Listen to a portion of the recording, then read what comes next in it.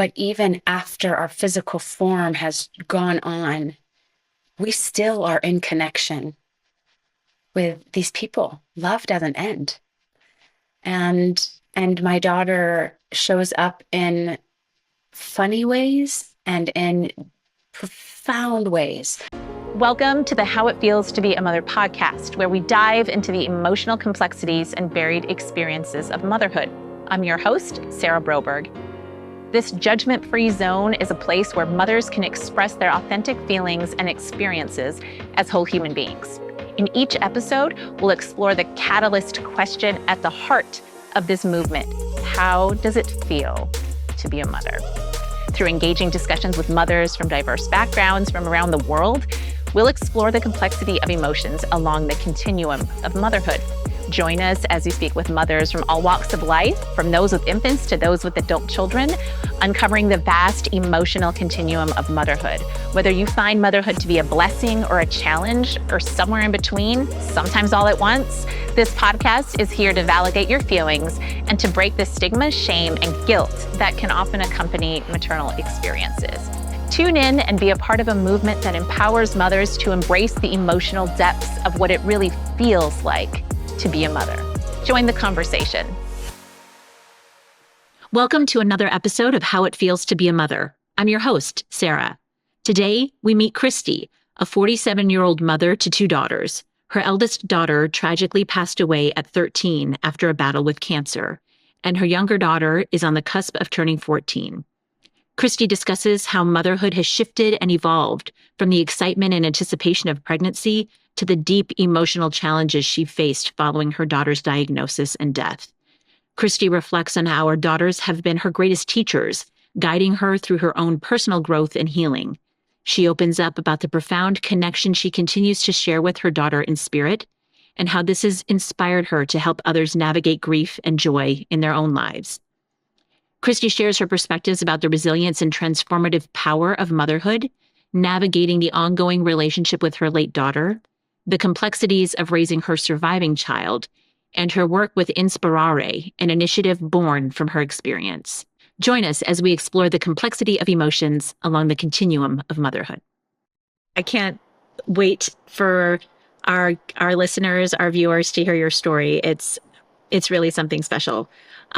So in order to provide some context, though, before we kind of get into our initial question, I'd love it if you could provide a little bit of background information. So if you could just provide your age, your preferred pronouns, your relationship status, and the ages of your children and their preferred pronouns. Okay, sure. So let's see, to start off with, my name is Christy. I'm 47. I'm almost 48. So in a month from, I think today, if it's the 14th, I'll be 48. I am female, so she is great with me. I've been in a marriage relationship, though there have been many twists and turns and redefinitions for almost 21 years. And I have two children, two daughters, who are both she, and one of them is no longer in her body. So she is human, physically forever 13. And my other daughter is 13 and is about to turn 14 in less than a month. Thank you for that. So, Christy, tell me, how does it feel to be a mother? Yeah, well, especially given what I just said. So I now have, that gives a little bit of context for people, that I have one daughter who died of cancer. We're going on 3 years in December. And so I was thinking about that. How does it feel to be a mother? And some of the questions that you ask, that it shifts and changes. So when I think back, like even as I'm looking at the screen right over the edge of it, I have pictures of both of my daughters at different stages of their lives. And it feels different. Every stage, it's felt different for me. So when I was pregnant with my first daughter, Liana Joy, there was so much excitement and anticipation, and I loved being pregnant, and I had just really enjoyable pregnancy, and I was really bonded with her. in the womb. And so I was already experiencing being a mother. At that very same time, I was also experiencing really severe post-traumatic stress disorder. And that continued after her birth. And so some of my own life story, some of the trauma that was just locked in my body was coming out in for a lot of different reasons. One of those is hormonally. There's so much that happens. And so that part of being a mother doesn't always feel so good. um, but like, so physically, there's like those experiences of being a mother, but the excitement for both of my daughters through both pregnancies, there was just so much anticipation and excitement to meet this person, that there was actually a person growing inside of me. Um, and just the like mind blowing like reality of that. And then, as Liana Joy came into the world, and I was learning like, who am I now? Really, as there is this other person who is depending on me for her life. Um, and that's just this enormous responsibility that for me, I don't feel like anything can prepare you for. Um, no matter, and maybe it's because too, I don't know. It's like I was gonna say, no matter the books or the people that you've been around, it's like because we don't live in a communal society where I hadn't seen motherhood in the way that I wanted to live it out. I hadn't seen that around me. I became involved in a group of women who were seeking to do that, but we were all about the same age and finding our own way. Um, so yeah, so it feels both like, and we'll get into this more, but being a mother, like from those early days and years with both of my daughters up through now, it is the whole gamut of a human experience, and it is my whole heart. And so that means there's broken heart, and that means there is so much joy and everything in between, all of the things that a lot of people don't like to admit or talk about, being angry with your children and um, feeling resentful and just all of these things that are so much of the learning of how do I continue to be me as a person. And at the same time, when they're little, I have people who are literally dependent upon me and my body. For me, I was breastfeeding, so dependent on my body for their survival. And that's exhausting. And so a lot of mothering, again, in the way that I think we do it in this society in the United States, it can leave us really exhausted. Um, so I'll pause there. Does does it feel like you thought it would? Hmm. Yes and no. Um, so much of the like, I think the way that I thought of like loving someone so profoundly, but that was a thought before it was an experience. And the experience is more vast than I could have known because I hadn't experienced it. It was just a conceptual, something I'd seen other people do, and this maybe epigenetically knowing like, oh, what it might mean to be a mom, but not until what I was carrying a child in my body, holding the child in my arms. For me, holding my daughter as she stopped breathing. Um, there were things that I never could have imagined that it is to be a mom, and that I would have thought that it would have felt like. So, yeah, it's the both and. Yeah, you kind of just led into sort of how has the feeling of being a mother for you changed over time? Yeah. A lot in different ways. So, based on their development. It's like I've been growing as they've been growing. And um, so the feelings have changed from, there was like, especially with my first daughter, there was a lot more like those unknowns. It's a first. So what am I doing? Am I going to break you?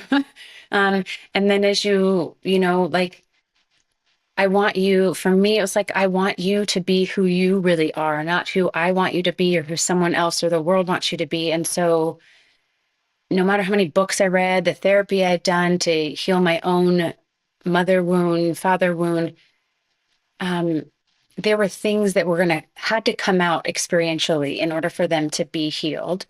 And there were things that I had to just find my own way in because each of my daughters was very different. So my experience of being a mother has shifted and has moved because it's a relationship. It has shifted and changed as my daughters shifted and changed, but also as I was encountering parts of me that needed to be freed from stories that they had lived under. So constant change to me. If we let it, I guess maybe it doesn't have to be. I don't know, but to I me, think there are probably plenty of people for whom it's not. yeah, right. And I sometimes I forget that because to me it's like these relationships with our children are such an invitation to transformation. And it's like they come in as these little tiny ones, but they come in fully a person.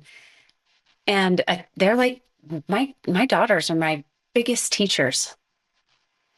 And so they have made me who I am in so many ways. And my firstborn daughter, through her life and it being short, and through her journey through cancer and through her death, physical death, that has birthed me into the woman that I am and am becoming.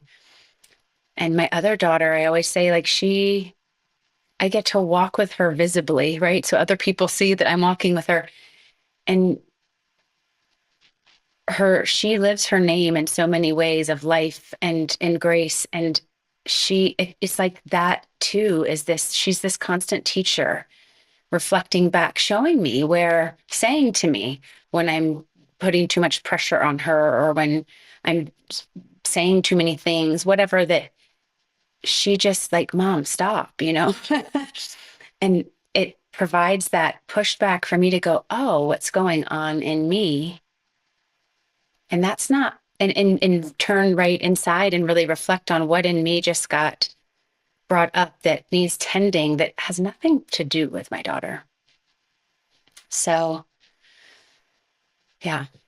So I think I hear you kind of talking about two kind of key themes that typically emerge from these fantastic conversations. And the first one is how the ways in which we were raised influence how we choose to raise our own children. And so I'd love to hear you share kind of your perspectives on that. Sure. Um, I can speak professionally, but I can speak more that professionally will just is personally because I've lived in both. So I was trained as a mental health counselor, and I would say I left that and unlearned that. But I got into that because of my own upbringing and trying to understand who I was and why I made the choices that I made.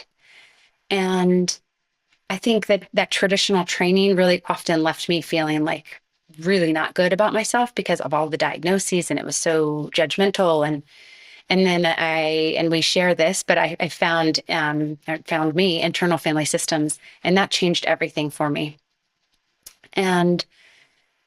But prior to finding that, I had already been in like before my daughter was born, I was learning about attachment, and I was learning about attachment parenting and like what is co-sleeping and all these things that really felt intuitive to me. But I didn't have people in my life at that moment that were modeling it for me. But I knew that's the direction I wanted to go. And I knew I wanted my children to feel safe and at home with me, and to know that I was really just present and there with them. And I think a big thing was that they got to be who they really came into this world to be. And I didn't need them for me, so that I had my own resources, and which speaks to some of my own wounding that I came into this world with, and that really came down through the generations of my family. And so I wanted my kids to have the ability to choose. Like, you get to choose what you want to wear. You get to choose what book you want to read. If you want to read a book, you get to choose. Like, I want to follow your curiosity, and at the same time have parameters for you to, obviously, basic safety, but you really get to choose. And so you're not in charge, but I'm following your lead in so many ways. I'm holding that container for you of like I heard a metaphor once that I really liked, and it has to do with horsemanship, natural horsemanship, and where you, like, the horses have a fenced in area, and right, so you create that area. So you create that area metaphorically, literally, for your children, and it shifts and changes. It expands as they mature, as their nervous systems are able to handle more, so that they're not overwhelmed. I did not do that. I did that well enough. I did not do that as well as who I am now.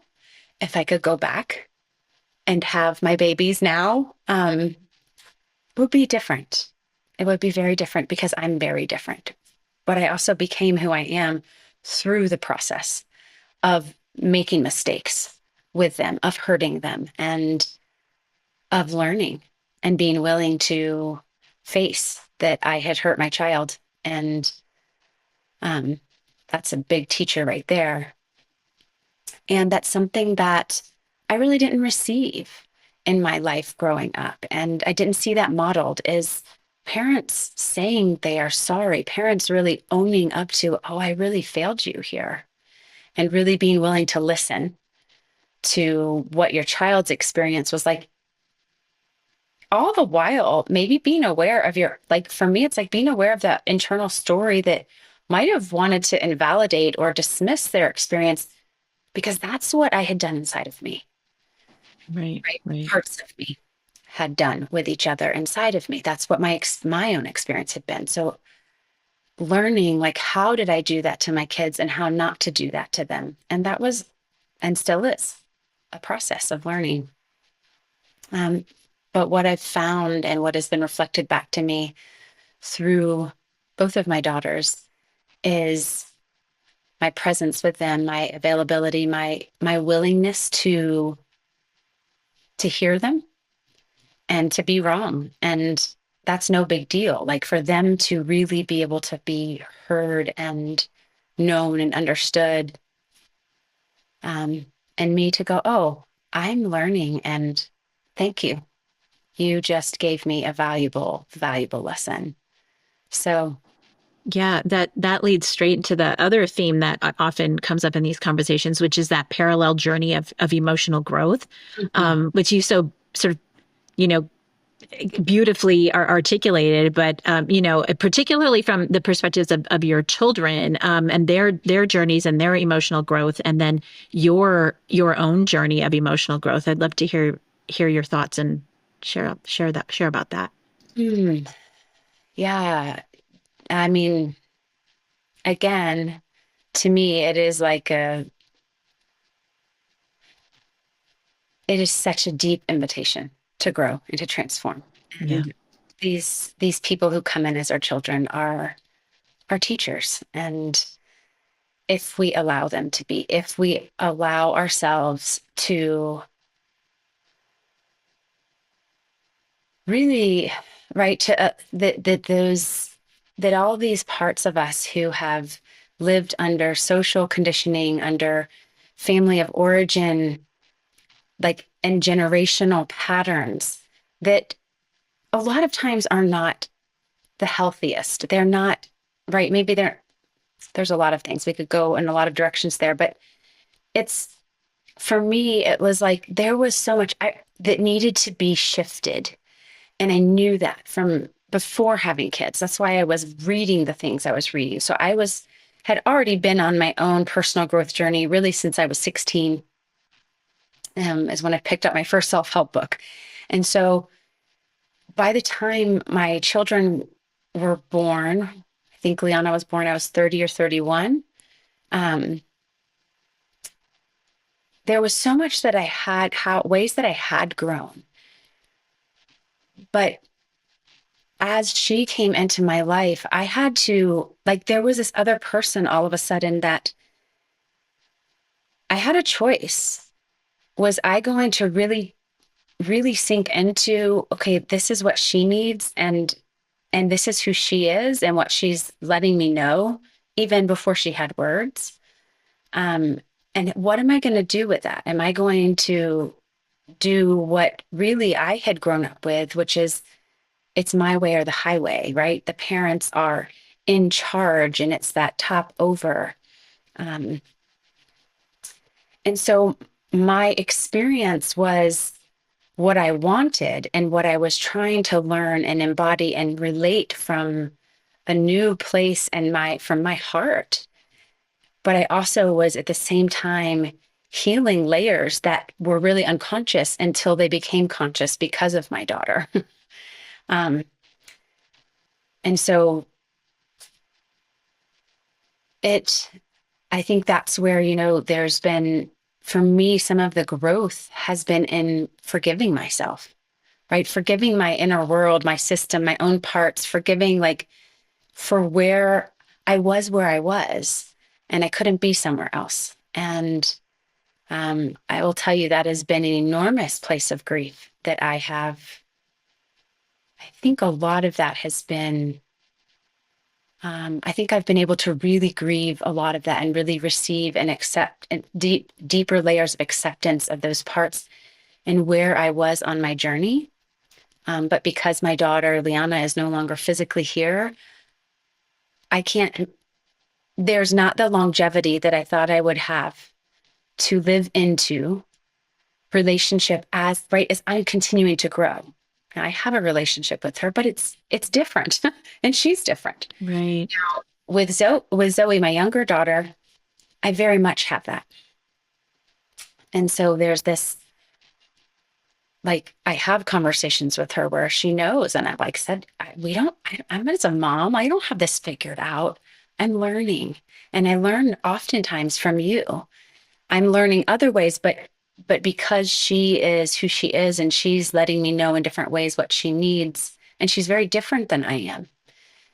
And so I'm learning as I go. So there's just, what I'm finding is it goes a lot better when I can really continue to work with the parts inside of me and there just be kindness. Because there is really no roadmap for this, because it's a unique relationship. There are skills and tools, but ultimately it's really more about how am I relating inside of myself, my parts, how free am I inside? Because that's what deeply impacts how I relate to my daughter or anyone around me. Yeah, I think it's I've often thought about this, and in other conversations that mothers and other parents have brought up, that how their children are so different from them, and there is this sort of belief, or however you want to frame it, that like our children choose us. Yes. And that there's a very specific reason that these children came into our lives, and for whatever the lessons that we can take away from that. Yes. Mm-hmm. Yes. Very much so. Yeah. Right. And Zoe and I laugh often of like, if it's true that you chose me to be your mama, and I see that so much more as like, she chose me because I needed her, not from Yes. and I would say not from that place where I think so much, unfortunately, I think there's so many generational wounds of the mother wound being the mother needing the child to approve of her. so that she feels okay because she wasn't mothered, right? Because she wasn't received, all of that, right? But that needing her from a higher, much higher level for her to reflect back to me, like, this is how you wanted to grow. And I'm here to help you do that. And that's humbling, right? For And it's sure. magical and like, whoa, wow, I couldn't really like, if we arranged all this at some soul level, whoa, like incredible. I laugh with my other daughter, Liana, and I cry. But I will still say, like, if that's really what's going on, that we agreed on all this from a soul level, I really think we need to sit down and have a conversation because I must have been smoking something. I wanted to live this experience with one of my daughters leaving her body before me. Like, no, thank you. Not in this human right mind, in this conscious life. Like, no. And it, it's, I can say with the both and that it is the greatest pain of my life. And she continues to be the greatest joy.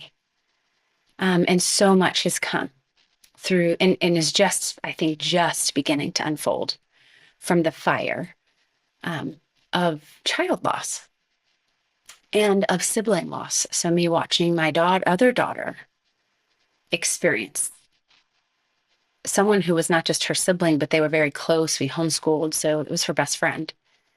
So as a mother, navigating that and navigating grief with my daughter. And we grieve differently, very differently. We express our emotions very differently. I'm very expressive and she's more internal, right? So I am learning how not to overwhelm someone else's nervous system that I live with when I'm just, but also to have my own space, but I need to express, and this is how I grieve, or and honoring how she is going through her own process. So it's a lot of learning, always. Like what you're hearing? We'd love your feedback. Please leave a review. Tell me, what's your favorite thing about how it feels to be a mother? My favorite thing about how it feels to be a mother.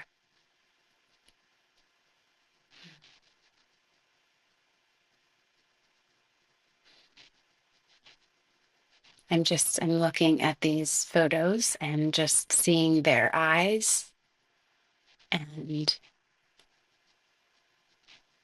I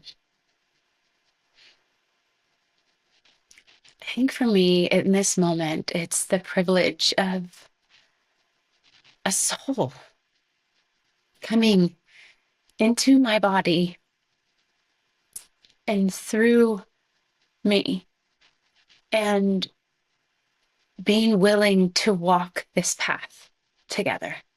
Like, wow, that's such an enormous gift to receive.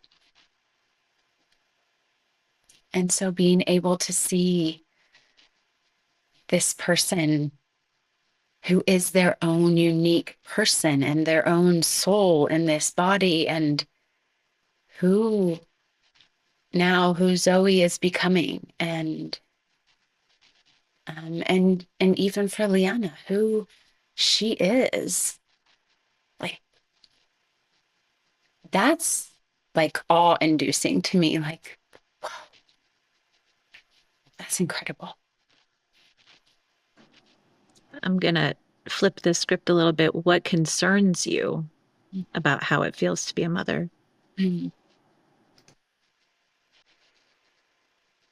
What concerns me about how it feels to be a mother?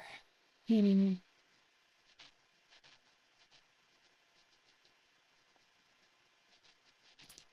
I stay just for me,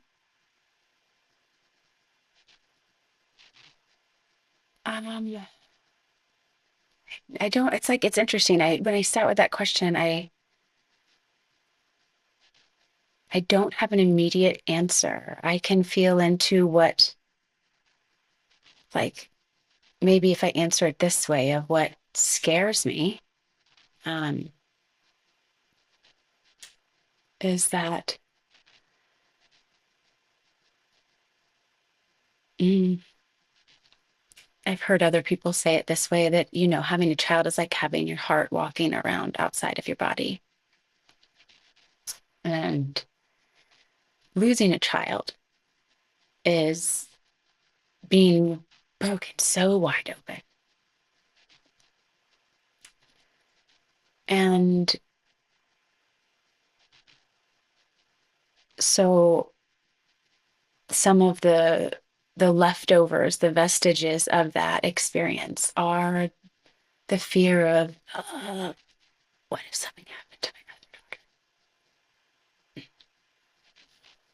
daughter? And so those are the invitations that I continue to have on the inside of me to walk out in a I think, deeply spiritual journey, right? Of leaning back deeper and deeper into trust. Because God forbid something happened to my other daughter, because I know that experience already, it's like my body is still, and it still is, I don't even like that word because it hasn't been very long. It's only been a couple of years, but like, right, is processing through the layers of trauma of a cancer journey and a diagnosis and a relapse and that whole journey, and then a physical death of a child. And so it's like there's still the reverberations in my body. So that would be when I think of like a concern, I think of the fear of that was and is so painful. I don't ever want to do that again. Yeah, that I could totally understand that. I'm so sorry. I'm so sorry for that. Thank you. What surprises you about how it feels to be a mother? Surprises me. Um, I think I didn't realize they would be my teachers in the way that they are. Like, so it's like surprising that it's like I can, and that, and maybe too, because I didn't experience such real relationship with my own parents, um, that I have such a really cool relationship with my daughter. Again, different for my daughter in spirit, but with my daughter, that it's just such a real relationship. Like,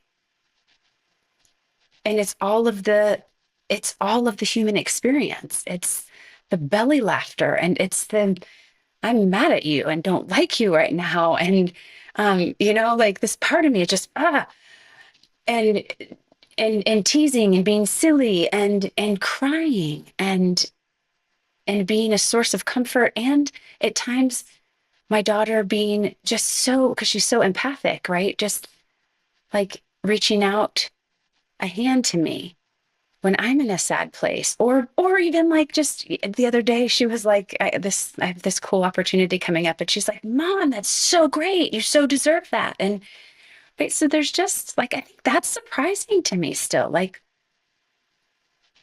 and maybe it's because I think maybe grew up in I don't know, I think, growing up, I was born in the late 70s, mid 70s, so 80s, like it's almost like kids weren't treated like they're really people, right? Like, no, you're a Yeah. whole person when you were born. And so it's like, I think that continues to, like, you are a whole person.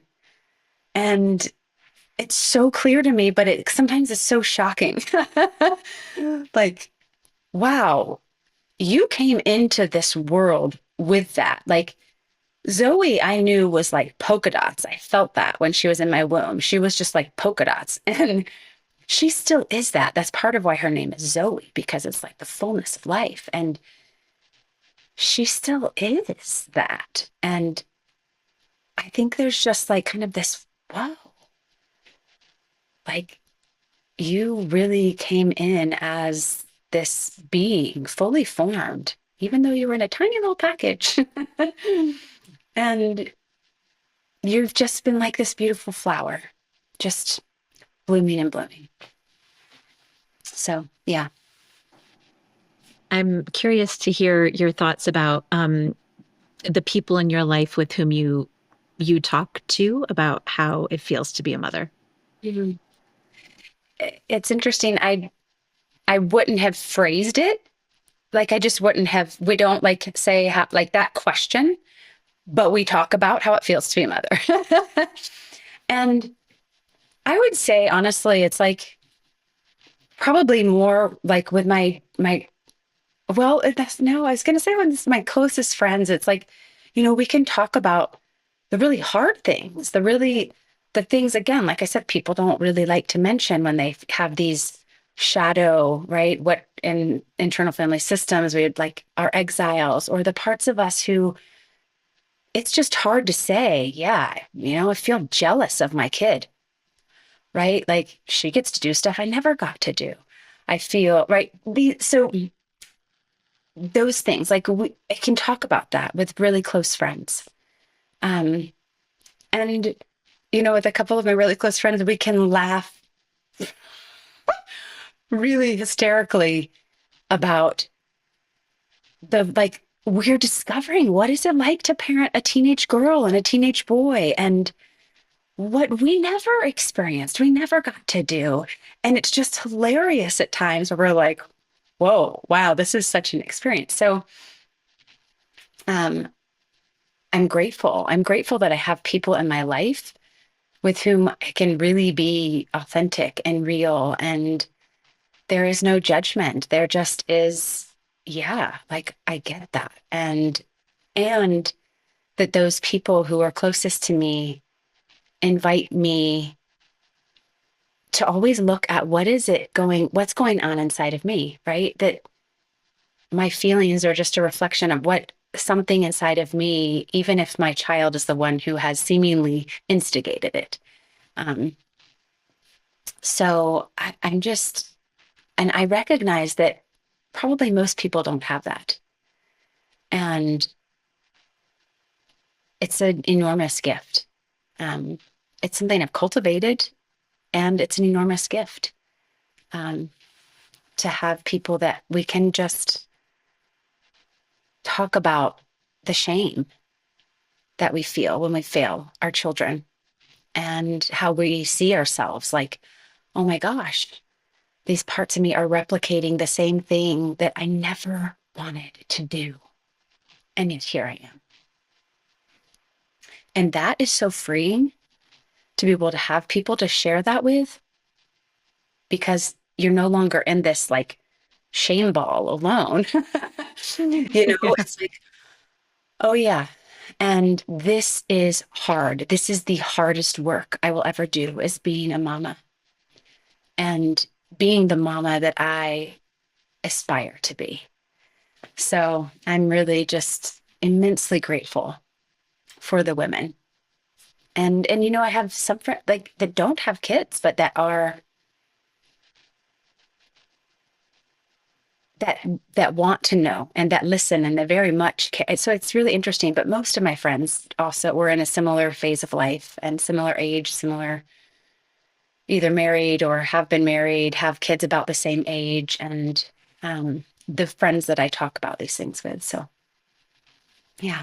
I appreciate you saying that you wouldn't have necessarily phrased the question that way, because that's one of the reasons that the question compelled me so much in the first place. But I was just like, what? You're asking me how it feels to be a mother? Like, I've literally like never heard anyone ask that question. So it was like sort of like dumbstruck by like, wow, I don't even know. I'm still unpacking it. That's why I'm having all these wonderful conversations with all of you because I'm still figuring it out for myself. So the recognition of that I think is particularly from someone who you work in the kind of mental health area and you have a lot of deep conversations with people, I'm sure. So tying into the emotional aspects of that I think is so valuable. Mhm. Yeah. Well, it's a great question because for so many reasons, Sarah, and I love that it captured you. Um, it's not something that we get asked on ever. And like I said, I think it is rare to have the conversations that I get to have with people that are deeply connecting, vulnerable, honest, and um, about all of it, about all of the aspects of being a mom. And just how, to me, it's like being a mom in our society has been so devalued um, for a long time. And so, yeah, so that question is just really, to me, it just elevates like the worthiness, the beauty, the gift, the like, the reality that none of us would be here if we didn't have a mama. That's a fact. Yeah. Right. So I love that. Thank you. Is there anything that we haven't talked about how it feels to be a mother that you'd like to share? Hmm. Maybe give me a couple of sentences or so to share just these ideas that being a mom to two daughters, one who is in physical form, most people will relate to that have a child. But I don't stop being a mom to my daughter, Liana Joy, because she is no longer here in her body. And that might sound really strange to some people, and other people, it might be, if they've experienced child loss, might experience it as true for them as well, and a huge relief because that connection doesn't end. Because we are not just this body, we are consciousness, we are soul in this body. And so, though my daughter's physical form died, um, and the way I knew her, she did not die. She is alive. As soon as she left her body, she made that very clear. Um, through saying to me, Mama, there's so much joy. And I felt an enormous, enormous presence rise up behind me as soon as she had left her body. Now I'm in the middle of massive grief and shock. Um, but just to say that being a mom does not end with death. It doesn't. And I would say that goes the other direction when our mothers die from this physical form. It doesn't end. And actually, our relationships for many of us, if we allow it, will improve. Because my experience is that everything relationally can be healed because time and space are just this construct that we're living in. But what we do here and now impacts the past and the future. And so this is a big concept that I'm throwing out here right now. But even after our physical form has gone on, we still are in connection with these people. Love doesn't end. And my daughter shows up in funny ways and in profound ways to me and to other people who didn't even know her when she was here physically. And they'll come and they'll tell me, Christy, Liana just showed up in this way. Like that, you can't make this stuff up. And you can't. It's so and I would say for those who are very scientific minded, I love science. I love the intersection of science and spirituality. Science, right? All of the realm of quantum physics, is showing all of this to be true. We are a consciousness that's not in this brain. It's beyond it. So because of that, we can find that our relationships continue and they transform, I'd say. So like if our relationship isn't that great with someone right now on this earth, as they move on, go back home, those relationships can really shift for the better. So it doesn't stop grief though either. I would just say that it's a both and. It doesn't, and it's not meant to stop grief. It's the deeper container that holds the grief that we experience because we love someone. We miss their physical form. So, and I miss my daughter's sweet nose and long legs and singing voice and laughter. And unending curiosity. And she still is those essence, the essence of those things, curious and all of these things, and funny in the way she shows up to me, but I don't have her body to hold and hug. And that, I think, really strikes at the heart of pretty much every parent, that would have to be their living reality. Nobody wants that. So, and it's that both and. It's, for me, that's the continual thing of living in this place that we do on this beautiful earth. That is, there's so much paradox. So I'll leave you with that. Wow. Thank you. Thank you so much for sharing that. And I know that she has also compelled you into a new initiative, creating, well, you can say it way better than I can. So talk a little bit about what this has led you down a new path. Yeah, thank you. And I will just say it is unfolding, but I have an enormous vision that I would say was seeded in me 20 something years ago. And I would have never, of course, dreamed that it would come through this. But my daughter, Liana Joy, has been very clear that a lot of my work in the world, in whatever different forms it comes, is to help people remember who they are. And that we grieve, and we grieve because we love these people who are no longer physically in front of us. And in this, at the same time, it's not an opposite. We're befriending grief, and at that same time, we can embrace joy. And that is our truest nature, and what we're meant to. It's like our birthright here on this earth to experience that. And so right now, what I'm working on is, well, I just hosted an event this last weekend, and I'll be hosting more, where it's an embodied grief and joy. It's a sacred encounter. And so it's taking a more intimate group of people, a smaller group of people. There were about 12 people. And we go through this movement where I'm inviting you and guiding you to encounter voices of grief inside of you. And it's just a safe place, because we don't grieve together as a community. And we're literally, people are dying because of that. Like, we need this. And it's really a remembering, because ancestrally, we've known to do this for a long time. And our society has, over many, a long time, has gotten away from all of these practices of singing, of vocalizing, of moving our bodies together, of, allowing ourselves to express what is already inside of us, instead of denying it, pushing it down, trying to keep it all together, which then it comes out sideways, right? So I'm helping people express it in a safe place where they feel held.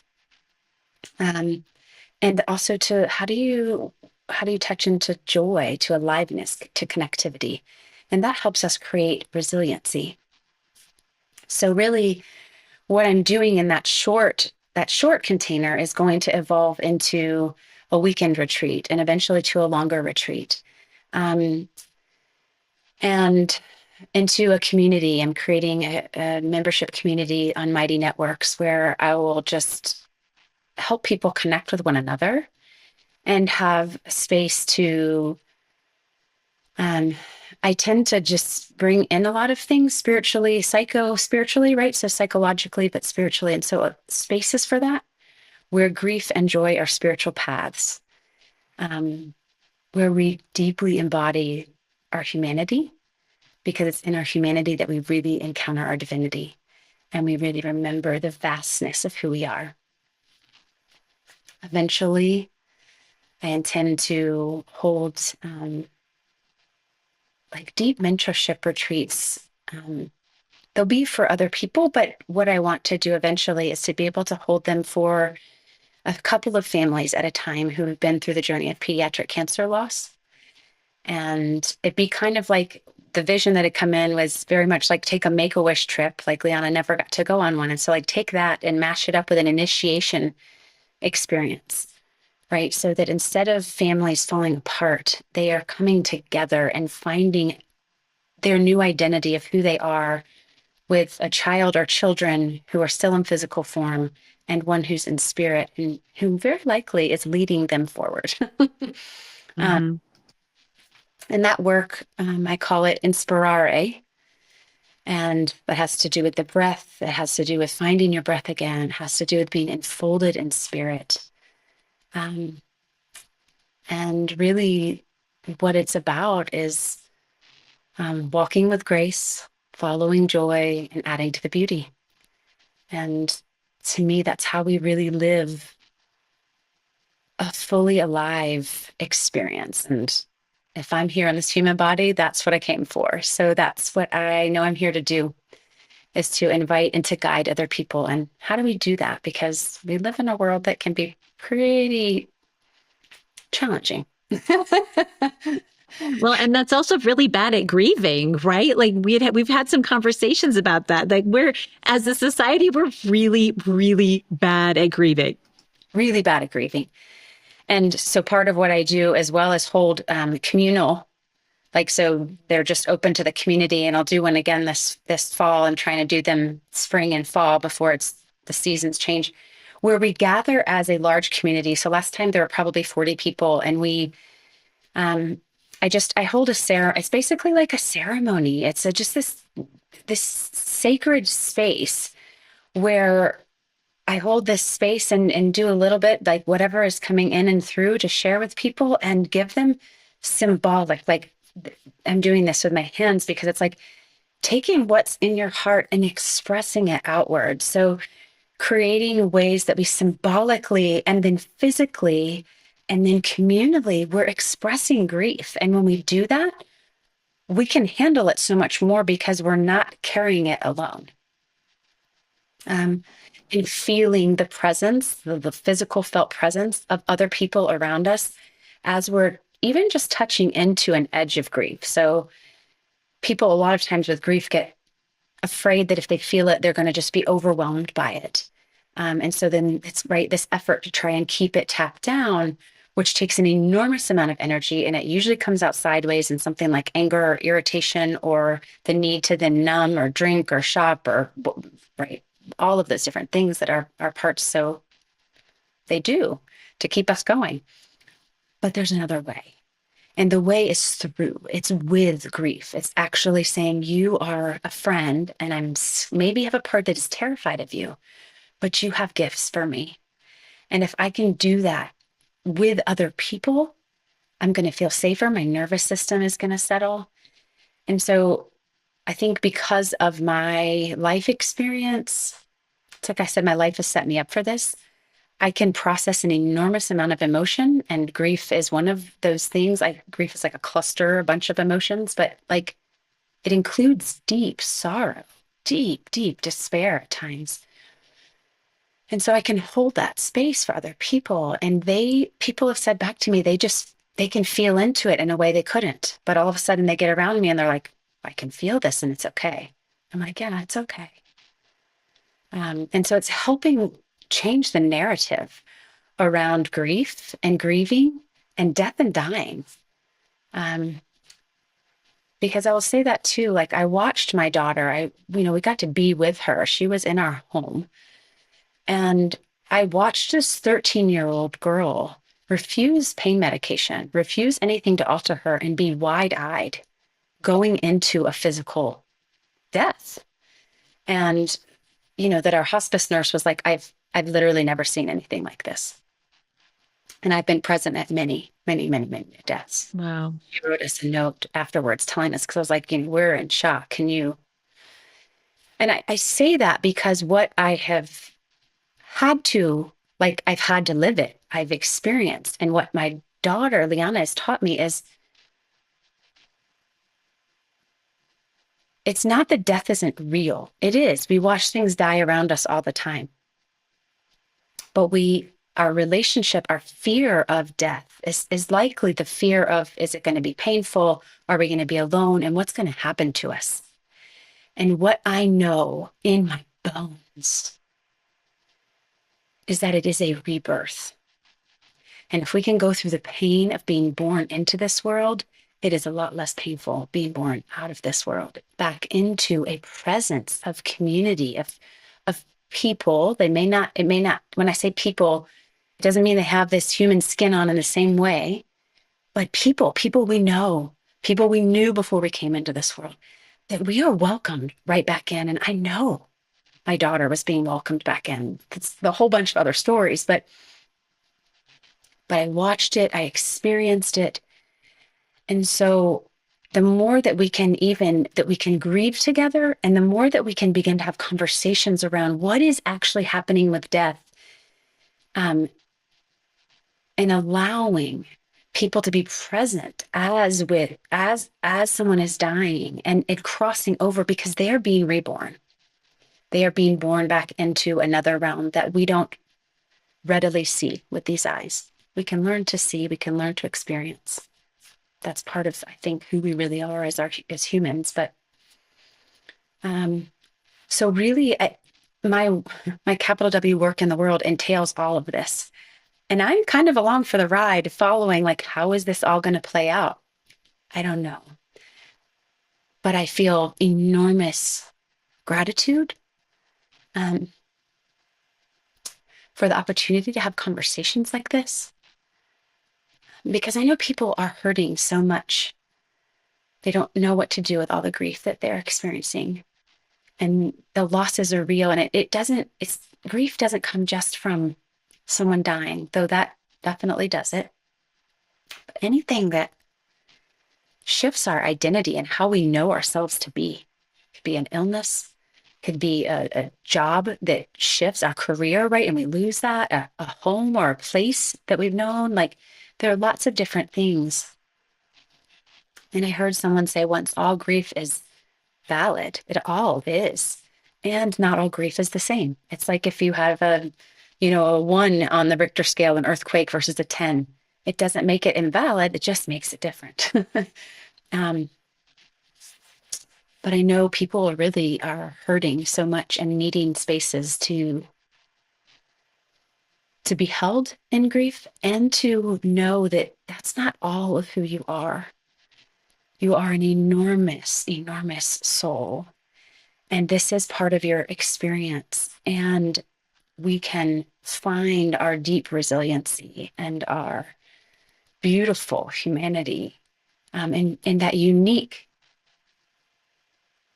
expression of divinity that wants to flow through this human form. And so, yeah, that's, I'll stop there. But I feel like just gratitude for you and this conversation, and letting me share this story, because it's time. It's time in our collective consciousness to keep remembering, and to feel the love that we are, and the love that holds us, and that love never, never dies. Christy, I am so grateful to you for this conversation, for sharing your story, for sharing your perspectives. If people want to learn more about you and your work and Inspirare, tell us, where can we find you? Are you on social media? Do you have a website? Where can we learn more? All the things I should have. They're coming. I have undone so many things and redone them. So right now, if you went to Inspirare, which is ENSPIRE.substack.com. So that's where I write. It's also, you could find it on, I've done a podcast on Father's Day. I've done some other shorter podcasts on Spotify. I don't have my new website yet, but that's all unfolding. But if you look me, you can also find me on social media. If you just look up my name, you'll find me. And if you look up Inspirare, you will find me. So, and then eventually in the next couple months, there'll be other ways to connect, not just with me, but to connect with others who really are wanting to really inhabit, like, this fully human, fully divine, I'm here to live, and I'm aware that I am more than just this body, and I am this amazing body. um, and that grief and joy are like incredible, incredible companions on this path. So more to come. Thank you. Thank you. Thank you for sharing it. And we'll make sure that once this episode is live, that we'll provide all the links to the things so that people can even more easily find you. Yes. Thank you, Christy. I've so deeply enjoyed our conversation. Thank you. I know that it'll resonate with a lot of our listeners and our viewers. Thank you, Sarah. And thank you to all of you who take the time to consider these questions and to listen and to hear different perspectives and different experiences. It's, yeah, what a beautiful gift. Absolutely. Learn more about how it feels to be a mother by visiting howitfeelstobeamother.com and following us on our socials. Please join the conversation. The views, thoughts, and opinions expressed on this podcast, including those of the host and guests, are their own and do not necessarily reflect the views of any entity they represent. Appearance on the program does not imply an endorsement of them or any entity they represent. The content presented is solely for general informational, educational, and entertainment purposes. The use of information provided on this podcast or materials linked from the podcast or website is at the user's own risk. It is not intended as a substitute for the advice of a physician, professional coach, psychotherapist, or other qualified professional. Users should not disregard or delay in obtaining medical advice for any medical or mental health condition they may have, and should seek the assistance of their healthcare professionals for any such conditions.